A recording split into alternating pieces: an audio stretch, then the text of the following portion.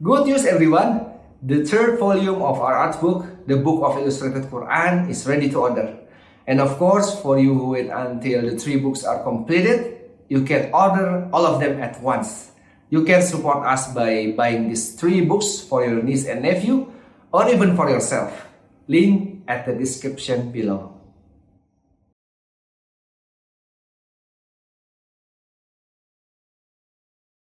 Be 5 years old, 4 years, even younger, and they would know them. Even worse, not only know them, sometimes parents are teaching them to them, and then making. We are today exposed to a very different world.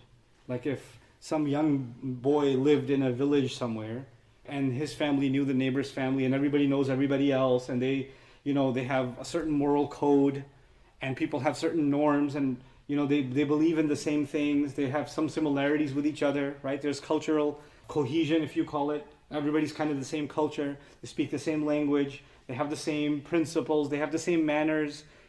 Things are pretty much in sync with everybody else. And those of you that come from different countries, from traditional societies, when you go visit even for vacation and you go back to the home village, you'll see that, right? But you don't see that in an apartment building. And you don't see that in a modern suburban neighborhood. Everybody's different. You might not even know your neighbor. So we're not all the same at all. In fact, your neighbor might even speak a different language than yourself, completely different religion, completely different norms, completely different everything. So we're in a very individualized society. So everything is, in a sense, everything is up to the individual. So the society can put pressure on us virtually, but at the end of the day, nobody really checks on you what you're going to do and what you're not going to do. Even the larger family structures that used to be there, that put people in check, they're not there. And if a young man or young woman wasn't doing something right, or they were being lazy in something, then there could be the uncle who corrects them. There could be the older brother who corrects them. There could be the neighbor that could correct them.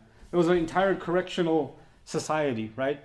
We looked out for each other. We watched out for each other's kids, each other's families, and that was the environment. But that's no longer the environment.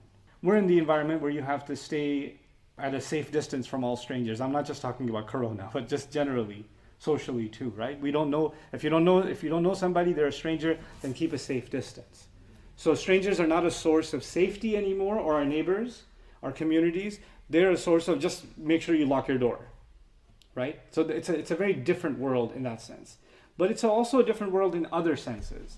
And that is that, even if somebody wanted to be bad or do something terrible, it was really hard to do. It wasn't easy. It wasn't easy to sneak out of the house. It wasn't easy to gain access to something, or to get together with somebody you're not supposed to get together with, to see something you're not supposed to see, to talk about things you're not supposed to talk about, to hear things or read things you're not supposed to hear or read. All of that stuff was very difficult. You had to make a lot of effort to do something messed up. And it had to be very secretive and very inconvenient and scary too. But then what's happened for us, for most of you, as you're growing up, you don't know what that world is. It's almost like I'm talking about an imaginary world.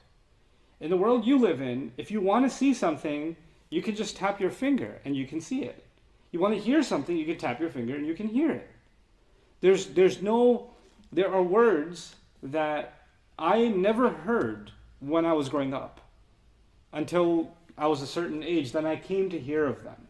But those are the same words that someone today could be 5 years old, 4 years, even younger, and they would know them.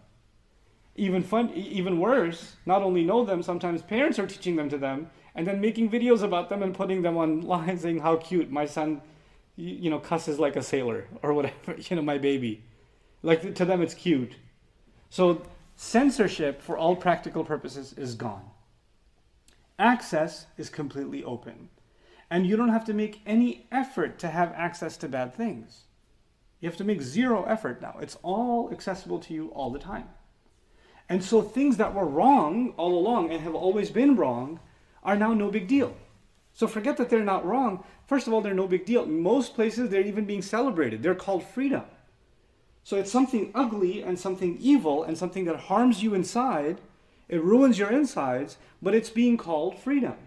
And we're being brought up in a society, in a worldwide society, where in the name of freedom, all the things that Allah detests for us, that are harmful for us, are being beautified and being made to seem like this is what, you know, being modern looks like, this is what being free looks like, this is what being liberated looks like. Now the word liberated or modern or free or progressive, or these are good words. They're not bad words. But these words are now associated with celebrating disobedience to Allah. They're being associated with making bad things look good, and at the same time, whenever that happens in any society, whenever bad things are made to look good, then good things are always made to look bad too. Those two things go hand in hand. So you know what happens then? Then you might be in a society where when you're praying, you're the weird one.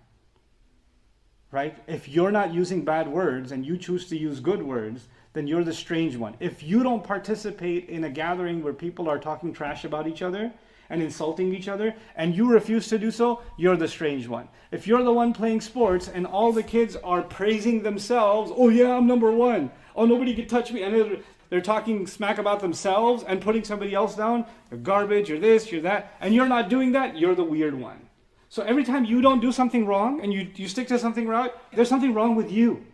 You should be like everybody else. You should fit in.